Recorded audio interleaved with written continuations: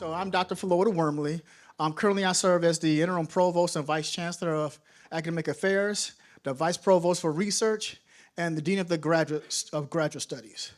And I would like to think that it was because of my resume and because I have great interviewing skills that I have 3 different jobs, but I think it was because the institutions wanted to save some money. And so that's where I'm at. So first of all, I want to send out a great welcome to everyone joining us in person as well as online. I want to welcome my students, our alumni, our corporate sponsors, faculty, staff, babies, old people, young people, everybody, as well as our community leaders and very honored guests for joining us today. We are excited for you to join us today in this groundbreaking series in the Neely School of Business that amplifies the voices of diverse business leaders in the global community as they share proven strategies of how to turn barriers into breakthroughs, okay? I'd like to thank Dr. Ann Tasby, Director of the Office of Inclusive Excellence in the Neely School of Business, and our collaboration with David Russell, who's going to be joining us soon. He's a TCU alumni and member of the Neely Board of Advisors who worked very hard to launch this series. Finally, I'd like to thank our visionary series sponsor, Bank of America. I bank with Bank of America. They do a great job and have a great app. I thought they could put some more dollars on my account in the app, but that's fine, for helping to make this series possible. So let's give Bank of America a big round of applause for their generous sponsorship. And I'd like to call up Mike Russell, Fort Worth Market President of Bank of America, and he'll share a few words with us and then turn it over to Dr. Ann Tasby. Thank you. Thank you very much. Thank you for being a loyal customer. We appreciate that. Well, I'm Mike Pavel. I'm the market president for Bank of America here in Fort Worth. And on behalf of all of our teammates, we are so excited to be a part of the Against All Odds series. And this really resonates with us. And it was about a year or so ago, we started talking to Dr. Tasby about some of the great things that were going on here at campus.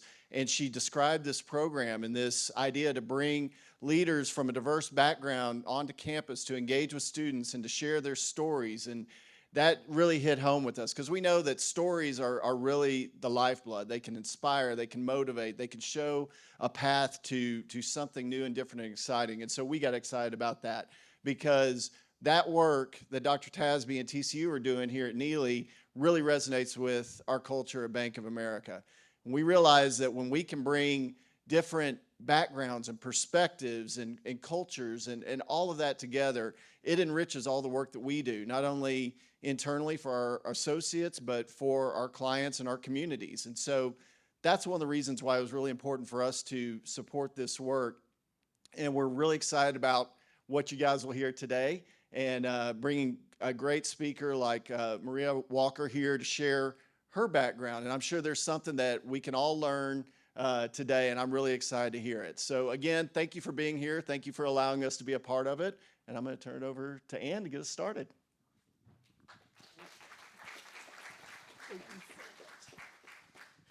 Okay, so I had to take a couple of notes because, you know, I get excited when we start talking about the Against All Odds speaker series because it is such a labor of love, and it's so good to look out and see so many familiar faces. It could be because my students get a little extra credit, but that's okay. We're glad you're here. So I wanted to just echo the importance of Bank of America's partnership. What you don't see behind the scenes is the fact that Bank of America's sponsorship of this series actually makes it possible for us to run various access initiatives. We provide suits for students in need that need business attire to be their best selves in the business school. We also provide help with books as well as actual meal insecurity here on campus. So we help to combat that as well here with the Against All Odds speaker series. So a thank you again, Bank of America, for making a tremendous difference on our campus. So thanks again. Give them another round, would you? Next, what I would like to do is really echo the support and thank you, a huge thank you to the support of the leadership of TCU. This was so important to the leadership of TCU in terms of the launch of this series. We've had everybody involved We've had so many people involved, from our board of trustees to our leadership of the university to our Neely School leadership. I'm just so grateful that they saw the value in this and that we've had support from the very beginning. So again, thank you to our leadership of TCU, represented, of course, by Interim Provost Wormley. Thank you. He actually reorganized his schedule in order to be here to welcome you today. So thank you, Provost Wormley. Now, I wanted to just briefly point out the purpose of our time together. It's not just to hear a great story, but this is really about professional development. You know that at some point in your career, talking to my students as well as to all of us who've been in this for a while from a career standpoint, right? You know at some point you're going to run into challenges and things that would seek to knock you down and keep you down. But what we're trying to do is provide you with insight and tools to help you navigate those challenges that will come up. Not if they come up, but when they come up. And so when I think about perseverance, when I think about tenacity, when I think about absolute focus, I think about Renee Perez.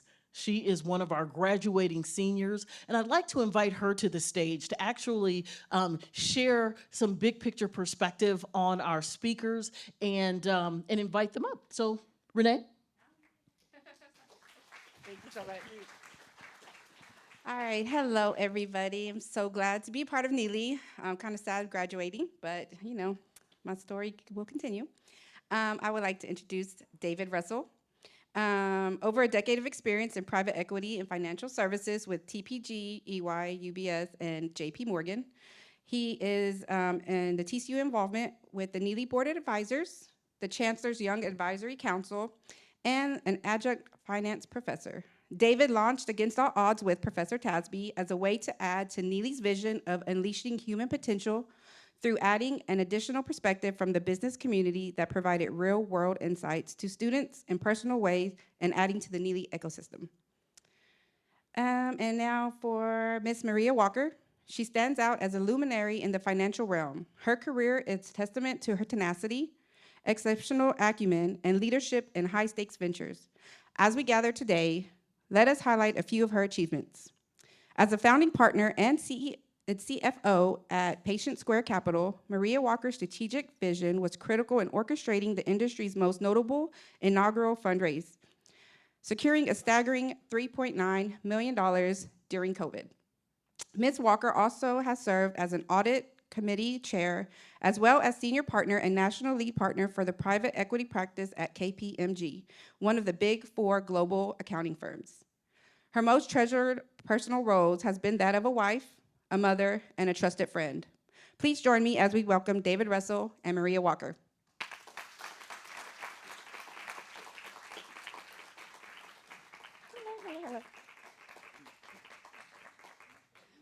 Like my boots. Here, you need this one? Or you got that one? Good afternoon. Good afternoon. No energy today, okay. Good afternoon. Well, thank you guys for joining us on this rainy day.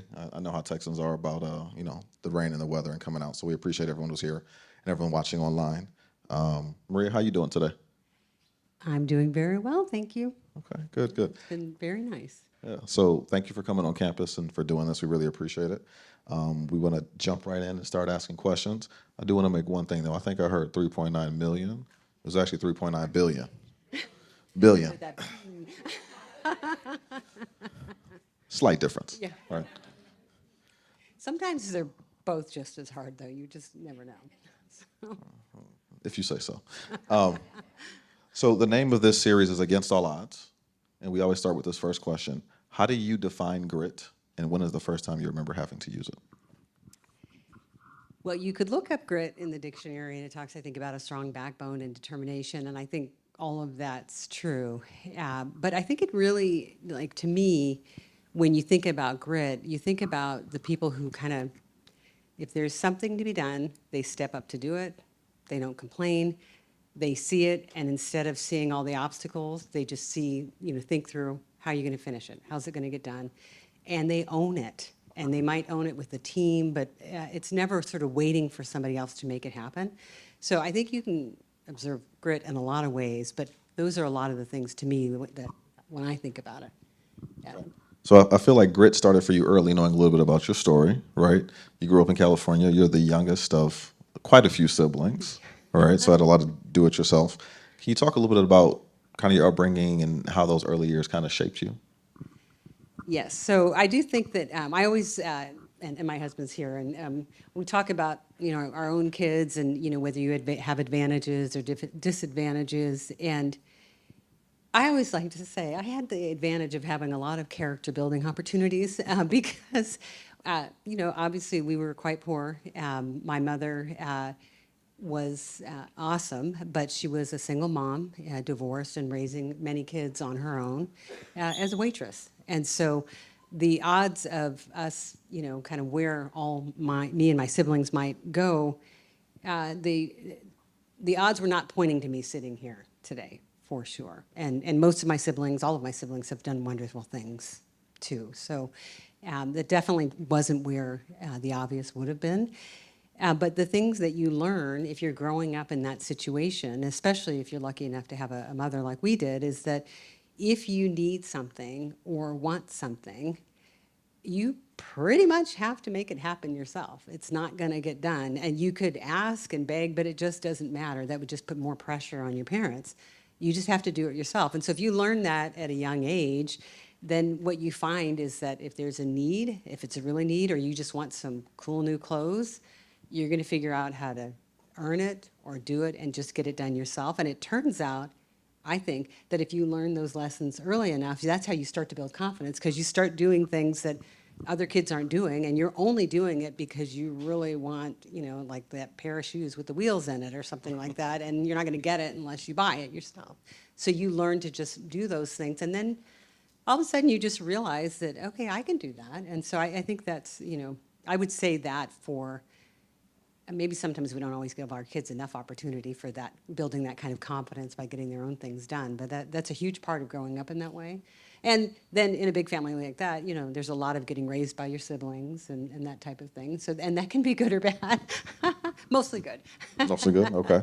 So when did you kind of start leaning towards wanting to study accounting, business, et cetera? When did that path open up to you? Very much by accident. I haven't done a tremendous amount of planning in my career. I kind of did plan this end of my career, the end of it, but not the beginning. And that was only a few years ago. But no, and Pat will attest to this. We would say there's not anybody who says in the third grade, I really want to be an accountant because it's so cool. But it turns out it is kind of cool. And I'll just tell you why. So for me, it happened that in high school, because I wanted things, I had a job all the way through high school. I worked almost 30 hours a week, and I was happy to do it because I always, like I wanted to get a perm and get like 80s big hair. I paid for it myself, and I got it because I was working. But also during that time, I learned about bookkeeping because that's what I was doing in the off hours at the hotel, was doing bookkeeping. And so I never thought I wanted to be an accountant. In fact, I wanted to be a lawyer, I thought. But when I graduated from college with this awesome degree in econ that I didn't know what to do with, I went and did clerical accounting because I was good with the 10 key, and I started doing that in high school. And in that job, I saw all these people who had these really cool offices, and they had great houses, and it turned out they were all CPAs and one lawyer. And so I thought, oh, well, I should do that. And so I went back to school, took the classes I needed. I had the degree, but I needed certain business units. And then, took the exam. And, you did the study courses for all of that. And so I had people say, well, it's really hard to pass the exam, and don't expect to pass the first time. But it was fine. I did it. It all worked out? Yeah. And of course, I had a lot of support at home as I was doing that, so. So from bookkeeper to CFO, that seems like the Like Grand Canyon between overnight. it. Yeah. Yeah. When you're that good, right? Can you talk about kind of your early career and how you kind of navigated to go from where you started to not having an idea of wanting to be an accountant or CPA, and then obviously starting to pursue that path more so? So it really was as much as saying, okay, that CPA job looks quite interesting, and it had everything to do with seeing these leaders I worked with. So that was the first thing, was to go ahead and get licensed. But I know there are probably a number of accounting and finance majors here. There's a traditional path on how you do that, and you typically go through recruiting, and then you get hired a year out. Well, I hadn't done any of that because now I had been working at this company for 5 years, so I was a little bit older. All these things, I was just not exactly taking the traditional path. But when the economy is up, all of the big firms will also do some experienced hire when they just need to get people in the door. So I was one of those. And so, I had the good fortune of meeting with the KPMG folks. I ultimately got an offer from them. I was supposed to start a year, it was September, and I was going to start the following September, and it was going to be great. But in the intervening time, we got pregnant with our daughter, and I thought, okay, that's fine. She'll be due about 6 months before I'm supposed to start the following year. It'll be great. But then, as happens, it was a booming economy. The firm got a huge project in San Diego, and they called, I don't know, maybe it was October or November, and said, can you start in January? And and remember, this is a long time ago, so things are not quite as built for having women in the workforce with a new baby and all of that. So, but anyway, so they said, can you start in January? And I said, well, I can, but I'll be 7 months pregnant though. And so kind of a long pause on the other end of the line. And it's like a senior manager at KPMG. So this isn't even a partner that I'm talking to, but he's kind of head of recruiting. Long pause, and he says, well, we'd like to do what you'd like to do. And so it was a genius answer. And actually, it's an old friend. He actually hired me more than once, actually. And so I said, well, I'd like to start. And so I did. And I walked in, and I mean, like everybody else is suited and booted and looking great, and I'm in these giant maternity clothes and trying to look, cool, and it just totally, it was one of those situations, actually, I got this term from you, one is not like the other. I definitely walked in and I was like, okay, this is not exactly kind of how you want to show up, but it didn't matter. I didn't focus on those differences. You feel a little bit, obviously. In that case, I was very different. But I worked the busy season and just did all the things that I thought I should do, just worked hard, tried to distinguish myself. It turned out I had a successful busy season. And then I was there on a Friday, finished up with a client, and then our daughter was born on Monday. She came a little early. I thought I'd have a few days off, but didn't. And so, and then, at that time, mostly everybody took several weeks off after busy season. They had the slow time, and then came back in the summer. And so it was, not a direct path. Those were the early years. You said you don't plan much, but you finished on Friday, had the baby on Monday. That sounds pretty planned out to I me. knew. But I had planned to get ready. So we were not totally ready. I mean, it was one of those things, I had a lot of things that didn't happen at home in advance of that. Okay. Well, I see your husband here. Glad you supported her through that. That's interesting. So Way more organized than I am. Okay. So you mentioned KPMG. Yeah. A lot of people may or may not know this, but we're a senior leader there, very respected, et cetera. But you worked there and then subsequently quit there 3 times. Yes, I did. Yeah. How does one go back and forth, and they still want you, et cetera? How does that work? I don't know. No, I was like, well, okay, I mean, there are some easy stories there. Okay. The biggest one is never, ever, ever, ever, no matter how bad you want to, burn a bridge. Never, ever, ever, ever, ever. It's always, you leave every place that you start in a positive way where they want you to stay and they're happy to have you back. Even if you would never go back in a million years, that's how you leave it, because your reputation, by the way, and this is for the young people, your reputation starts now, and you will, 30 years from now, be meeting people that remember you from now in your career. And so in each case, it was, in the first case, it was after we had our son, and it was getting very difficult to be working full-time. And then, as you guys know, the hours in public accounting can be quite demanding. And so I was offered a role with a client, but one of those things where I wrapped up everything as best as I could. I tried to give the best notice that I could, And then I got out to this client that I worked with, and it turned out to be kind of boring, actually. And then, you know, same guy that had hired me the first time is now a partner. And I had lunch with him one day to say, gosh, I'm not really enjoying this that much. And he says, well, we're really swamped. You could come back and work part-time. And so Pat and I talked about it, and so I went back. And it turned out to be, you never know where life's going to take you. When I went back, it was into the healthcare and life sciences practice. And that was very important. I knew nothing about that space, but I was willing. So I didn't say, no, I don't know anything about working with biotechs or healthcare. I was just, can you do it? And I did. And that's what set up the whole part of it about kind of coming into the venture industry. It had everything to do with that decision on the healthcare practice. And then the second, and then the third time. Well, so I left. Well, yeah, and each time was a little bit similar in some ways, I guess. But in that case, though, when I left that the next time, I actually had stayed, I think, another 5 or 6 years. And just through, you know, kind of sort of good networking, that we could spend 2 hours on the separate story. There was a venture firm in town that was looking for a CFO. And there were a couple of and they invested in healthcare and life sciences companies. And now I'm like Johnny on the spot. I know this now. And two of my clients, and then a mom from our daughter's kindergarten class, referred me into that role. And it was just kind of this weird quirk of networking. And so in that case, I actually wasn't necessarily looking to leave the firm, but the hours at that point, we were kind of in the stock market bubble. It was tremendous hours, and wasn't going to leave. But ultimately, and I think that's a separate story, but ultimately I did end up leaving and going to be CFO of this venture firm, and thank goodness I did, because initially I turned it down, but yeah. So you left them 3 times, and then when the final job came for you to leave again, you told them no too. You say you have a lot of, you say no a lot. Is that an accountant No, you thing, or don't- is that like a, no, it's not a new, like when I said, the venture firm did offer me a role, and I did tell them initially I declined the offer. And not, actually it was a lot more money, and it looked like it was gonna be a lot less work.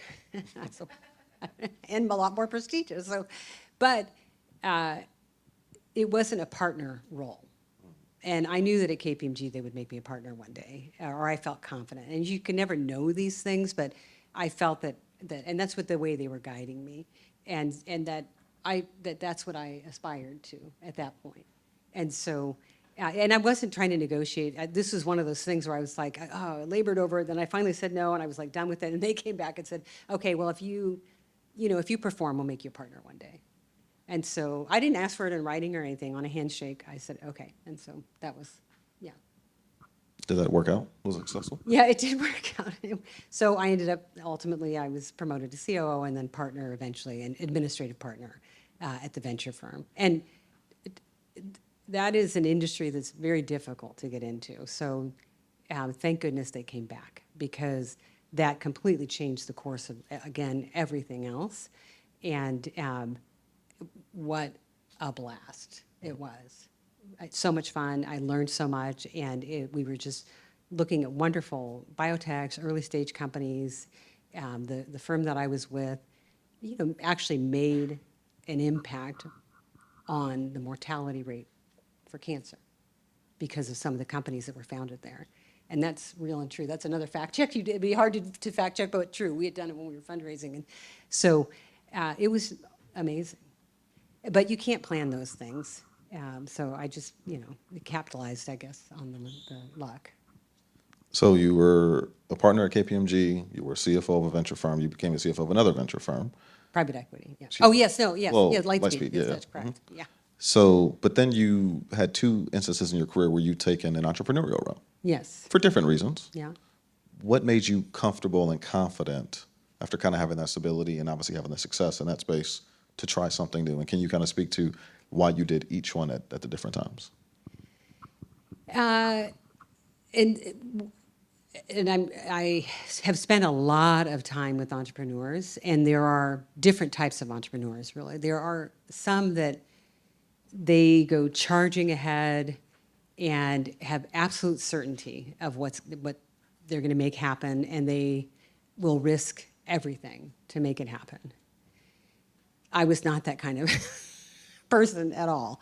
I had spent it probably because I had spent enough time around, in the venture industry to know it's hard to be an entrepreneur, and so it's not actually something I aspired to. In the first case with Recuerdo, one of the things when I had on my third trip back to KPMG, I was in the Silicon Valley office and I was leading their venture capital practice. And so I spent time with a lot of entrepreneurs to help them do their pitches for venture firms or just help to guide them. Because there was a point where I realized most people hadn't seen what I had seen because I'd spent at that point a number of years in the venture industry.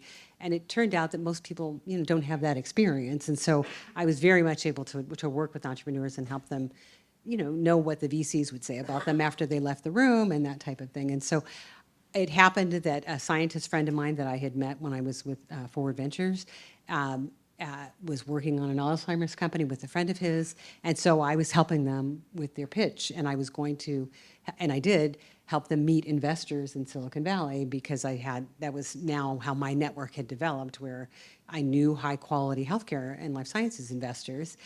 And through that, they said, well, would you be CEO of our little startup? And that was a hard decision. And that's one of these decisions you can't make in a vacuum. It was 100%. I've done a lot of kooky things, I think. And, Pat always says, well, okay, if you think it's good, then, at this point, like you've made good decisions, so we'll go with it. But we did have to sort of assess, what if worst case scenario happens, can we financially live with that? Are all those things? But then in addition to that, it was an Alzheimer's prevention focused company. And, I lost my mom to Alzheimer's. And so that made it pretty easy to say yes, in the face of knowing there was a high likelihood that there is anyway with biotechs. There's a super high likelihood of failure. And then any of the central nervous system stuff, like practically super hard. So going into it knowing that it was that hard, but thought, you know what, at least we might be able to do is make a difference. So bottom line, after about a year, we did end up putting it to bed because of all the reasons I just described, and that sort of ultimately led to the next thing. But no, I didn't set out to be an entrepreneur. I don't know that was necessarily in my DNA, or I didn't think so. Was the second time of you going the entrepreneur route, how was it different than the first time? The first time, first of all, that I did have to leave KPMG, and it was leaving a very big job at the firm to do this. And I think people understood though, because it was, my heart was very much there. The second time, when it came up with Patient Square, this is the point when I said I actually was planning the end of my career.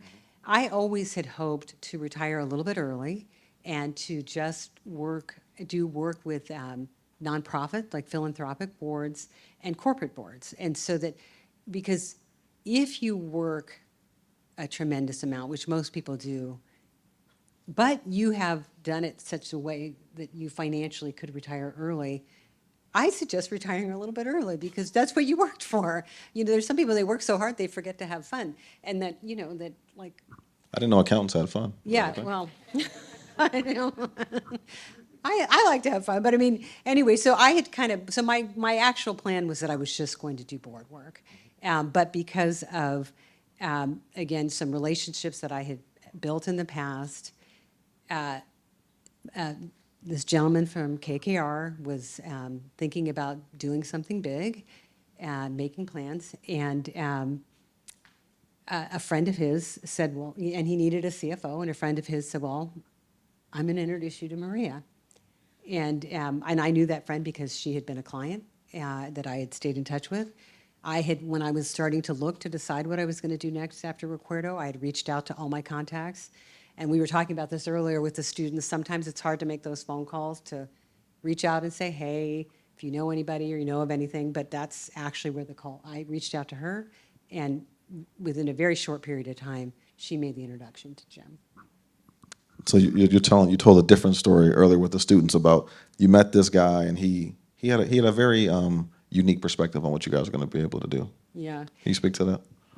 Well, he was coming out of, a very big job at KKR and led the healthcare practice. And so, first of all, when I met him, he had very big plans, and kind of like, we're going to be the biggest, we kind of made me think of Austin Powers. I can't do it like, this is how it's going to be, and I thought, well, that's pretty awesome. And the interesting thing was, he had such an amazing background and track record that I believed him. I thought, okay, I didn't know, I honestly didn't think we'd be as successful as we were, but you have to sort of assume success, otherwise I wouldn't have done it. Anytime like you go into a job or anything new, I think you have to think of it like an investor. Are these people you want to spend time with? Are they smart? What's their track record look like?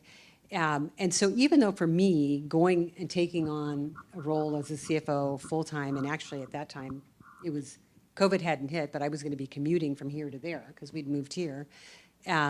It was not an easy, or it wouldn't seem like it was an easy choice, but it actually was. After breakfast with him, I got in the car, I called up Pat, and I said, I found the next thing. Because there's sometimes when you just know it, and so I knew that was going to be something awesome. I didn't really know how. I had been through 4 fundraising cycles at the other venture firms, and so I knew that it would be really hard, but somehow I felt like it would be good and fun. What made you decide to leave that? Once you raised the biggest fund ever, you guys are all rolling, everyone's happy, Yeah. et cetera, and you said, okay, I'm out. Like, Well, sometimes you stay with your plan, though, because for me, if I look at the beginning of my career and the end of my career, I was not necessarily, well, first of all, remember, I here and there, and one of the key things for me is that I didn't want to change states because my kids are here and also on the East Coast, and so I did not want to be a full country away. And so I kind of went into it knowing that I was not going to be the long-term person because I was sort of sticking with my plan that, because this is a huge job, this type of role, and that it wasn't necessarily what my game plan was for the end of my career. I was stoked to do it, and I can't even believe what we did, really. And it wasn't, by the way, I mean, we had a team. Initially, it was just 2 of us, but if you look at awesome people. Everybody came with incredible skills, but sometimes there are points, even though I said I don't plan a lot, if you look at your career and the time, how you spend your life, I don't want to be one of these people who retires and then dies of a heart attack. 3 days later, I want to have fun. I've got some things I want to do. so one of those things is running. Yes. You're an avid runner. How many? These are my runner friends here, yeah. Woo. So again, when did that get started, and how's that a challenge for you now in terms of how you put all that competitive energy into running? Well, first of all, our family is very much into fitness, and that's primarily because of Pat, way more disciplined and fit than I have ever been. But I just started running shorter distances, probably, and I was doing the little short triathlons, the sprint triathlons, and I didn't. The short triathlons. Well, they are. They actually are. They're like 3-mile run and this, short swim, and so. Anyway, everybody's like, ha ha. Okay, well, that is how. But I didn't like the running then, and actually, but ultimately, I did stay with the running a little bit, and we had in the Bay Area. You spend a lot of money on a house, and you get a yard this big, and we had giant dogs, and they had to be walked in the morning, and so.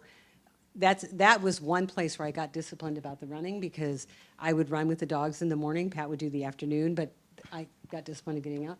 So it kind of started there. And then there was a point where some of the young people I worked with at KPMG in the Bay Area said they were going to do a half marathon. And so I said, well, I'll do it with you.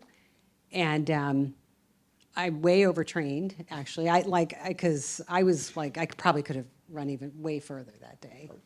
Pat and I went out, you rode that back next to me, we did a 14-mile run before the half marathon. So anyway, but that was how it started. And then, honestly, the best thing in the world, I love Fort Worth, but the running community here is awesome. It would be hard to leave here because of that, because you just don't have it everywhere else. And so there are a group of people, I don't know if there's anybody from the track team, but there are those people you see out in the dark on the track. at 5:30 in the morning, that's these people. So it's fine. So now I'm much more disciplined now that I'm retired because I have time to, You have the time to run those 14 miles at 5:30. yeah, it's, we're not running that far, but yes, well, we are sometimes. Yeah. Actually, So you've obviously had a great career, story career. What are you most proud of from your career? And what do you think are the takeaways that you would say got you to this point and allowed you to become who you became? most proud of is there's probably, I'm going to put two things. One is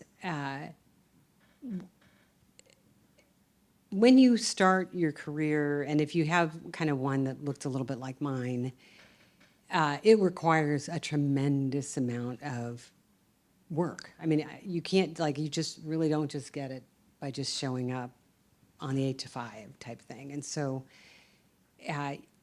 what I'm proud of there is that somehow I managed to do that and still have my kids love me and want to talk with me a lot and spend time with me, and still married to the same guy. And so that somehow I was able to do that and still be what I hope is a pretty good mom and wife.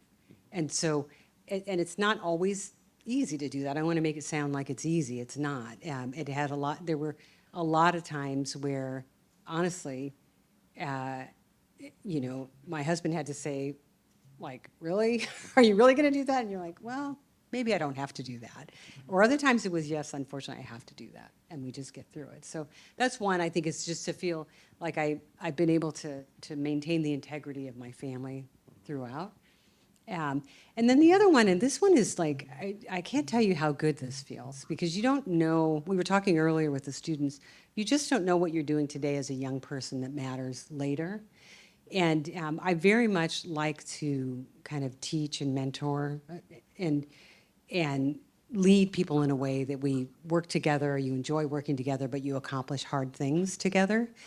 And I just love it. And the nice thing is it happens relatively often where I have people that I worked with 2 years ago, 5 years ago, 20 years ago, call me and say, hey, can we talk about my career? I'd like some advice, or I want to thank you for this advice you gave me. Or I said this earlier with the students, or they'd say, I remember when you said this, 20 years ago, or 5 years ago, or 10 years ago. And I'm very happy that what I'm hearing are good things, because you don't, and especially like when you have kids, like, they're watching, and everybody that you lead, your clients, they're all watching you. And so that you've left that positive impression. And so that piece of it, each of the roles that I've had I've been able to help to grow other young professionals in some way. Especially, I have to say, I spent a lot of time with a lot of young mothers who really felt like, how could they have kids and do this job? And so, I mean, it was across the board, young men, young women, but in particular, I did feel like, I could at least empathize with what they were going through and show them how they could, get through that. So now in your retirement phase, what is your biggest goal in retirement? Is it run the New York City Marathon? Is it raise another fund? You guys know. So, well, two goals. One is to actually, there are a lot of things we didn't get to do, and is to relax, to actually, have time for things. But then, like, the achievement kind of goal, and the one, that you kind of, anyway, I hate to put this out there, but because it's like out there to the world. So I'm trying to qualify for Boston. Okay. So, and actually, Christy here is we're signed up for a race in July. That's a qualifying race, and so if we qualify, then we'll be in next year's Boston. So, and I think we will, right, Christy? So. Will you overtrain for that one as well and just run an additional 10 miles, or just kind of? Yeah. Well, it's one of those things. If you sometimes, like, when I was working full time, like, I couldn't, to me, if you set a goal, that's kind of secondary to what you're doing at work and family and all of that. But actually, if you're retired, I don't have any good excuses. Like, before, the track group would meet and all of that, I might miss 2 of the 4 workouts because I was out of town. I very seldom have good excuses to miss anymore. And so I decided that if that was my goal, and I'm actually trying to do everything within my power to make that goal. Okay, awesome. Yeah. So now we're going to jump into some rapid fire questions. Oh, okay. Now I sent her some of these. I didn't send them all of them. I actually changed up some just to throw her off the scent. Oh, shoot. Okay. You know how those accountants can be. Okay. What is a saying or quote that you live by? Oh, a saying that I live by. This is easy because I've always said it actually. Don't hurry, don't worry, and don't forget to smell the roses. And anyway. Actually, somebody, when I was like, I don't know, like 7 years old, gave me this giant pin that had this little frog on it that had that saying on it. But it actually is, like, if you think about it, sometimes you just need everybody to, like, calm down. Like, don't hurry, don't worry. And, okay, and there's probably something good that we could all take from this. Okay. If you could have chosen to do anything else in life besides be a CFO, what would it have been? I wouldn't choose anything. I had this, my career, like, I didn't set out to do, there's nothing that I did except to try to retire early that I set out to do, that happened. And so I'm just very glad with the way that it went. What a great, like, luck and honor to have been able to be in the venture industry, private equity, and to not actually have set out to do that. Like, a lot of people are like, that is what I want to do. And I didn't even know what it was practically when I got hired in the venture industry. So no, for me, I wouldn't change that. Like, career-wise, not only that, I always look, for me, if you look back, you kind of made the decisions based on all the good information you had. So I don't have a lot of things that I like look back and regret. You just did the best you could. Okay, okay. So this is one of the ones I didn't tell you. Okay. So obviously accountants work a lot of hours at KPMG. You guys spend a lot of time together. What was your go-to snack in busy season? Well, there was that busy season that I was pregnant, and so that was like there was this Sbarro's pizza thing that I had every single day. But no, I don't even know how I lived because no sleep at all, and here's why. In busy season, like, it'd be 10, 11 o'clock at night, and I would be eating, and this is 100%, I love these, M&Ms and Diet Coke. I know. And not even the peanuts would have helped because that's better. It's like offsets the sugar a little bit. Nothing. It was just straight up M&Ms and Diet Coke. And then you go to bed, it's 11, 12, you go home and try to go to sleep. It was, So you were coming in the house and just charged up. Pat's like, what is Like- going on? Like, yeah. Like, it was terrible. Don't do that. Don't Like, do what that? I should have Okay. been doing is I should have stopped the caffeine early and eating protein and all those things. But, oh my gosh. Yeah. okay. If you could give a TED Talk about any topic in finance, what would it be? A TED Talk about any topic in finance. This is one of the ones he didn't tell me about.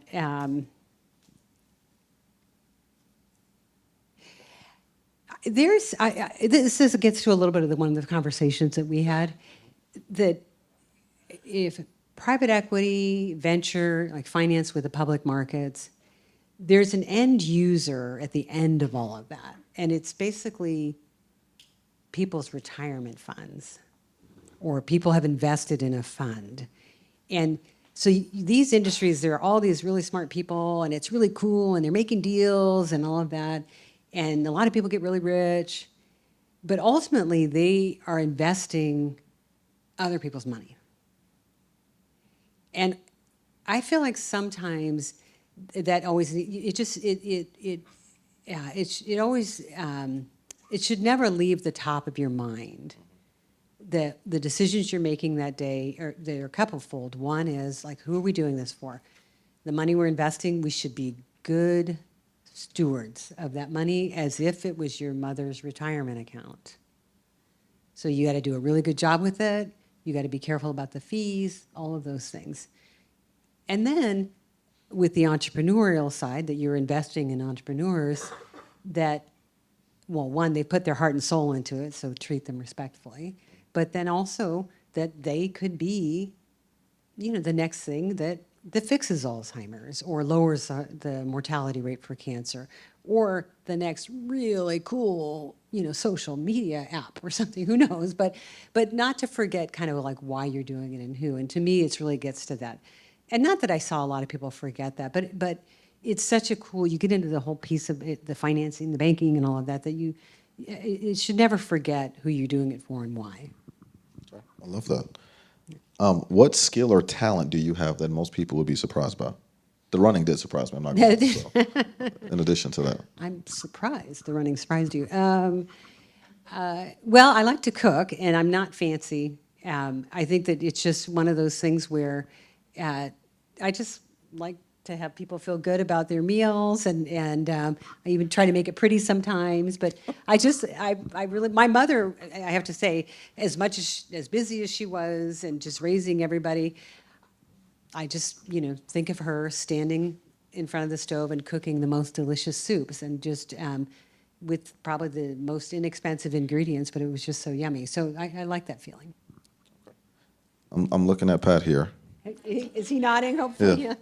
Well, for this They question. better. These guys eat well. So So, in 3 words, how would your friends, husband, and your former colleagues describe you? he did send me this one, and I found that question interesting because actually, in some ways, you could answer it like how you want them to describe you, right? And so, or how would they describe me? And so, I think you kind of go to like how you'd want them to describe you, and I think it's probably that strong, kind, and maybe impactful. I mean, that's what I guess how I might want to be described, but. Who knows? My friends might say crazy, or my husband might say crazy. I mean, I don't know, or silly, fun. But there's, But you asked me, not them, so that's what I like. That's fine. What's the last book you read or podcast you listened to, and what you take from it? Well, this is the one thing about retirement that's quite nice. And so you're not on Zoom calls for 10 hours a day. So like you're actually doing your chores and listening to Audible, which I think I bought 12 credits at the end of last year, and I have only 3 left. So I've been blasting through those. So actually this week, I listened to Meb Heflezighi. I'm going to not say, so very famous marathoner. His 26 marathons book.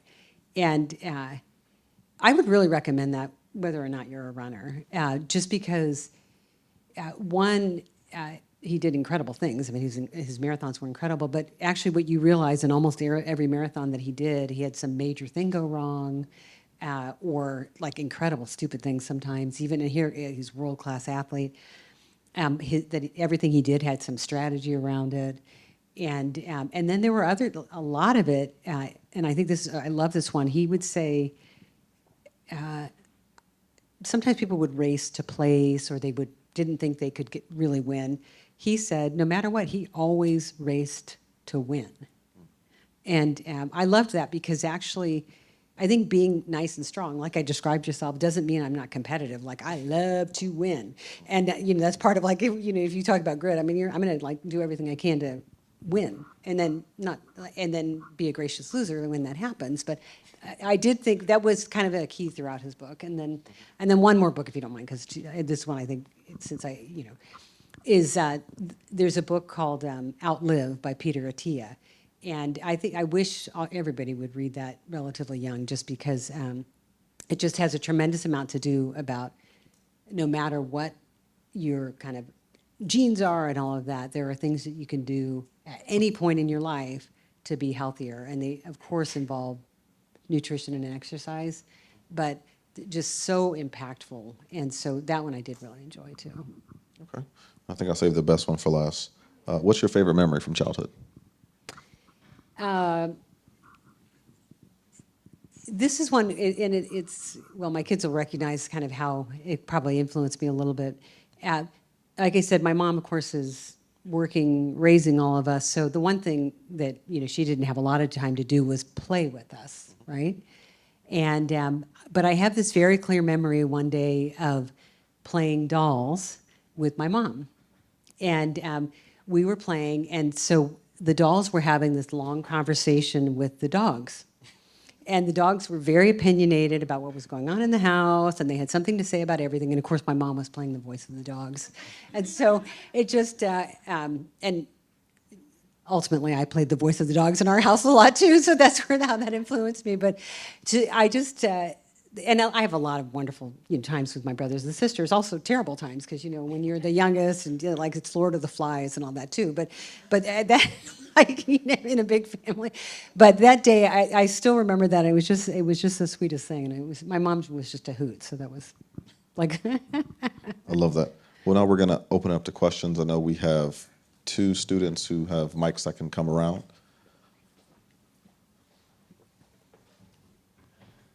Ms. Williams. Hi, thanks so much for being here, Tracy Williams. You said something that really stood out to me when you were talking about one of your entrepreneurial roles that you had, when you talked about just the high failure rate that some of those businesses have. So my question to you is, how do you find the grit to pursue something that you know could potentially fail? And why is that an important quality for business leaders to have that within them in order to pursue something that they may not know what the outcome is going to be? And I think with entrepreneurs, they really do have to have that willingness, and there is a lot of grit involved. I think that that leader of that enterprise has to be able to visualize it being successful, and has to be able to motivate the team to believe it too, which actually is what happened, I think, at Patient Square. Jim had that vision, and we all went, yes, we think we can do it too. Sort of. I didn't, like, you go, yes, hope we can do it. But that it does, you need to be able to see obstacles, but not be frightened by them. Because there are, in anything that you try to do that's new, there are a million things that could go wrong. And if you try to just look ahead and see all of them and try to, how's that going to work out? How's this going to work out? You won't even get started. So sometimes you just have to, I think, just move forward and hit them as they come. And you can't be like totally naive. There are things you have to plan for. And especially if you're raising money from a venture capitalist, you need to be able to tell them who are your competitors and what are the technical issues and all of that. But you have to be able to project that you believe it will be successful. And I think if you don't think that you probably shouldn't do it. And so like in the case, like I said, of Recuerdo, I could see success on the making a big difference on the science side because of my co-founders. How far we would take it, I didn't know. But there has to be that, you have to be able to have that vision. That's a great question. Any other questions?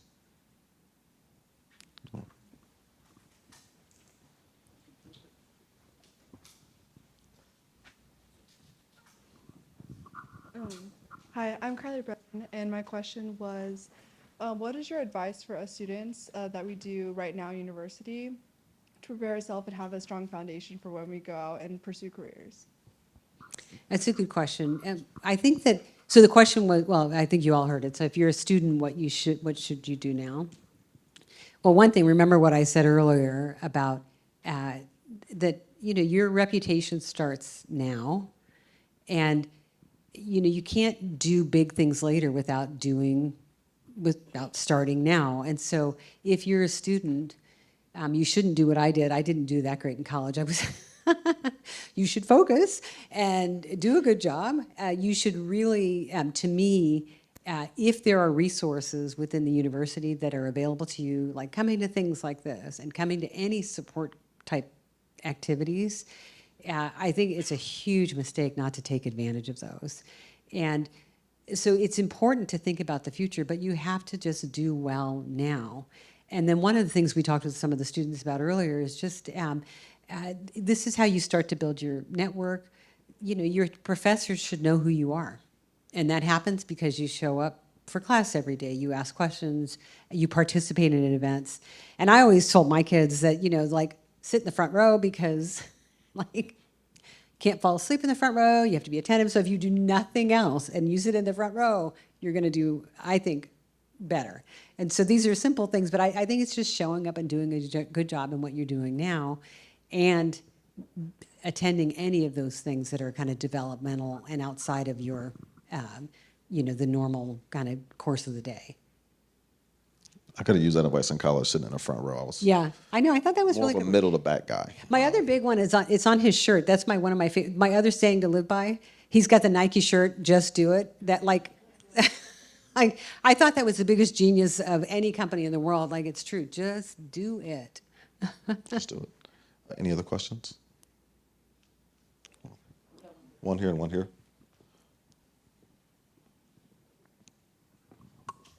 Thank you. Each transition in life provides a unique opportunity to learn a lesson. So I'm curious to ask of you, with the transitions that you've made in life, what are some good lessons that you've learned? Well, a lot, actually. First of all, is don't be afraid to make transitions, because if you don't make a change, none of the things that I did would have happened if I had been afraid to change. And so that is important. And I think sometimes when you make the first big move, it's a little easier to make future big moves. But when opportunities come along, being open to them, that's important.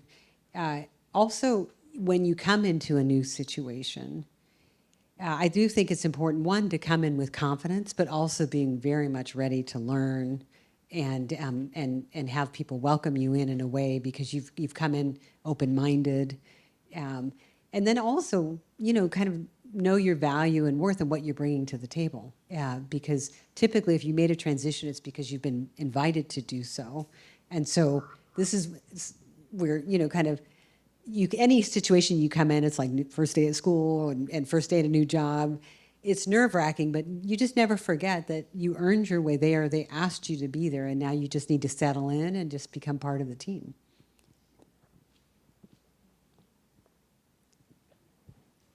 Hi, you talked about grit and determination and kind of your definition of that. So I was wondering, for like us as students, how has your leadership, what are some bits of advice for like working with a group and kind of delegating and dealing with grit in working with a team? So I think being a leader first of all, I think being a leader, that the first thing you have to do is know that you're going to work as hard, or probably harder in most cases, than everybody on the team. When there's credit to be taken, you're going to share it with the team. When there are people on the team who maybe are struggling a little bit, you're going to support.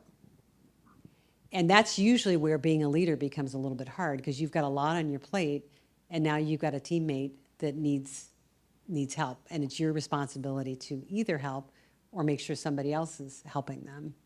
And so I think, you know, sometimes people are really like, they push hard because they want to be captain of this or leader of that team or that group. Hopefully they do that not for the prestige of it, but just because they enjoy leading, because there's responsibility. And I do think when you're working in a, you know, if it's a school project, but you're the one who's leading it, no matter what the outcome is, the leader's responsible, good or bad. And so at the end of it, if it didn't go well, there should be no finger pointing, but the leader needs to own it and take away what they did on improving it. And if it goes well, again, the leader still doesn't own it. At that point, they sort of own it together as a group. And so I would encourage you to take every opportunity that you can to lead, but know that it adds a little bit more work. Awesome. Question down here.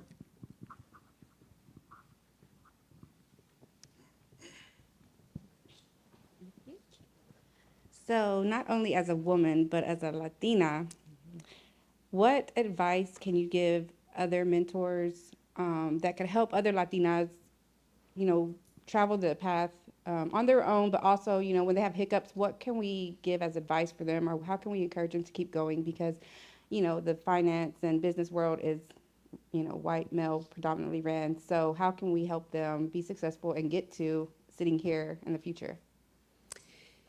Well, it's interesting because I never really, it kind of, I'm just embarrassed to say this, but I never really thought of myself like coming into a situation like I'm different because I'm a Latina. I actually never really thought of that. Maybe there were times, well, I'm different because I'm coming in 7 months pregnant. That was very different. But I think that the biggest advice I would give is not to worry about the differences. and just be proud of what the differences are. And because that is, unfortunately, I think a lot of people spend time worried about how different they are instead of what they can contribute. And because if you feel like you're worrying about how different you are, then you start to worry about if you're good enough or better. I don't know what it is, but I feel like really just thinking about, and sometimes it's celebrating the difference because maybe there are cultural things that are cool to share that because people don't know about, things that you could share about your family that they wouldn't have known about. But otherwise, I think a lot of the success really has more to be not worried about the differences, just like that, just come in and I am who I am. And I do feel like now, I did quite honestly spend most of my career, a huge part of my career, well, a lot of it, the only woman in the room, a lot. And we talked about this earlier, that I wish there were more women in the room, but there's some advantage to being the only woman in the room. People remember you, they might take your phone call and that type of thing. And so, sometimes you just have to deal with the situation you're in and make the best of it, And so I'm glad that there are more now, but I didn't spend a lot of time worrying about it then. And I think had I spent a lot of time worrying about it, I might not have, it might have discouraged me from trying certain things.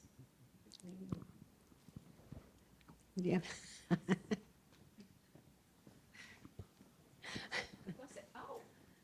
Oh, okay, good catch. All right. Here's the question. You mentioned how you developed this grit and determination coming from a place where there was abundance was not Yeah. a thing. So now, do you think that your life would have been different if you grew up with abundance around you? And if that is the case, what do you recommend for those people that live with that Abundance. kind of life? How do you develop the grit and determination when you are missing nothing? Yeah. You like to have tons of it, of all of it. It's a very good question, and this is one of my amazing runner friends too. Thank you, figured, it's a very okay. good question. I know when I look at what I've been able to do, what my siblings have been able to do, an enormous amount of it had to do with the fact that there was so much we just had to do by ourselves because you develop confidence on like each step. Oh, I did that. Oh, I guess that means when something else comes up, you just go, oh, I can do that. And then you kind of end up, in the place of where I kind of assumed that if somebody else could do it, I could do it. You start to get more confidence in yourself and what you can do. And so I only half kid, but I'd say, yeah, I had a lot of opportunities for character development. Instead of saying, okay, I grew up super poor and there were all these things I didn't have. Well, sometimes you don't know what you don't have, or a lot of times you do know what you don't have, though, too. You're like looking at your clothes and like, the first opportunity I had to buy my own clothes, I did because I was tired of wearing what I was wearing, and so it is hard. I know as a parent, I feel that we have kids that are grown. You sometimes look back and say maybe I should have, but I've been better off doing less for them. But I think you just do the best you can. And what I realize, I think with, and our kids are now a little bit older, is that there were a lot of character lessons that they were learning. Like with my mom, there was never a point where she said, now, do this way or do that way. It was entirely by observation that we learned from our mother. And there was a lot of good to observe. And I think that even with kids who have abundance, they observe their parents' hard work and patience. Unfortunately, they also observe if we are not fabulous about things. It's kind of both. But I do think that that's where, and I don't know, people used to, when my kids were older than everybody else, because I started out 7 months pregnant and they didn't have kids till several years later, and they'd say, oh, do you have any advice about raising kids? And I'd say, no, because you don't know how you did. Now our kids are a little older. We're super proud of what they've done and all of that. And so now I can say, well, I guess you just have to be, a good role model to them, because if you can afford things, you're going to do it. Like I wouldn't skip all the wonderful vacations we did, because when I was a kid, I never went on vacation actually till Pat and I were married. And so, you know, I think they observe all the right habits, and hopefully they'll be marathoners too. Yeah. But of course. Any more questions? Maria, this was awesome. Thank you so much for taking time. Can we give her a round of applause, please? Thank you. Thank you. Next time I interview somebody, I think I'm going to get this mic and just we're going to toss it back and forth all Yeah, the time. I think I know that would be. that looks like fun. Thank you. Thank you.